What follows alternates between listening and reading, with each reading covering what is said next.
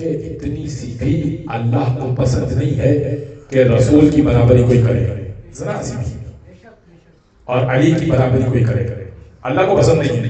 کیوں؟ دیکھیں علی ہے نفس رسول، رسول جیسا۔ اس کی دلیل دے دوں میں آپ کو۔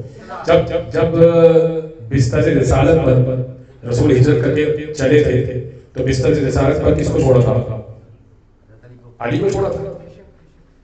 تو اب اس سے دو مسئلے حل ہو گئے۔ ایک، رسول کے بستر پر کوئی اس لائق نہیں تھا کہ کوئی اور سو سکتا تھا، ایک مسئلہ بھی حل ہو گیا۔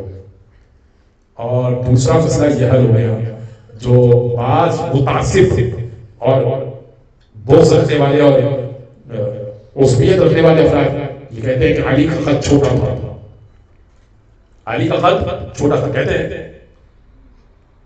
تو وہ یاد نہیں ہے روایت کہ مشرکین مکہ جب گھر میں داخل ہوئے اور علی کو چادر تان کے سویا ہوا پایا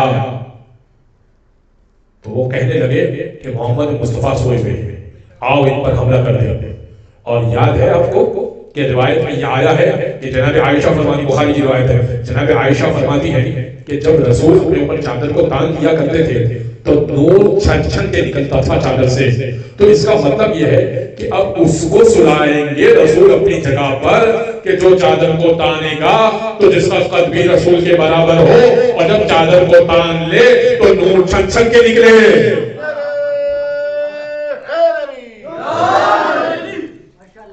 بھائی اسی کو سنائیں گے نا رسول اللہ۔ اتنی سی بھی اللہ کو پسند نہیں ہے علی کی برابری کوئی کرے، اس لیے کہ علی نفس رسول ہے، رسول جیسا۔